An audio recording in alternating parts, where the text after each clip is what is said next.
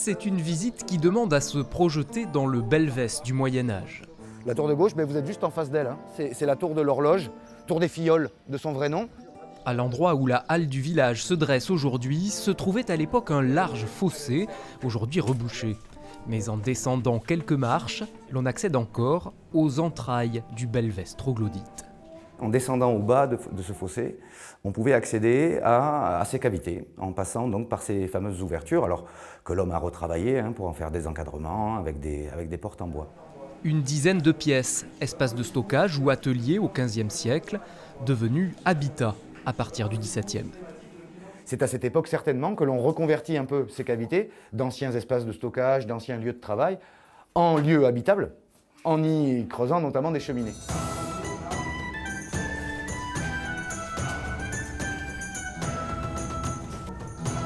Les cavités telles qu'on les voit ensemble aujourd'hui sont finalement très dépouillées.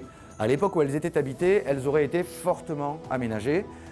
En une heure, le touriste de l'ère moderne redécouvre ces logis surprenants d'une autre époque, avec, il faut l'avouer, un peu de mal à s'y projeter.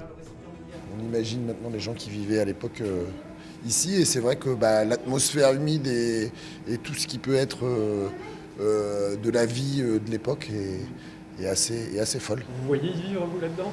Aujourd'hui, non, comme je vous dis, on a un confort, on est habitué à notre confort, donc voilà, c'est sûr qu'on ne se voit pas vivre là-dedans aujourd'hui, c'est sûr.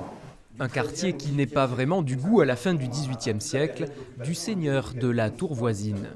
Manifestement, le seigneur de Comarque était indisposé par les odeurs qui émanaient du fossé, mais également par les habitants qui restaient encore dans ces cavités. Il les qualifiait de mendiants, il les accusait d'entretenir un climat d'insécurité, de faire se diffuser les maladies dans Belvès.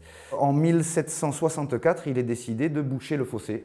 Seule une partie des maisons troglodytes se visite aujourd'hui, avant peut-être une exploration plus approfondie dans les années à venir.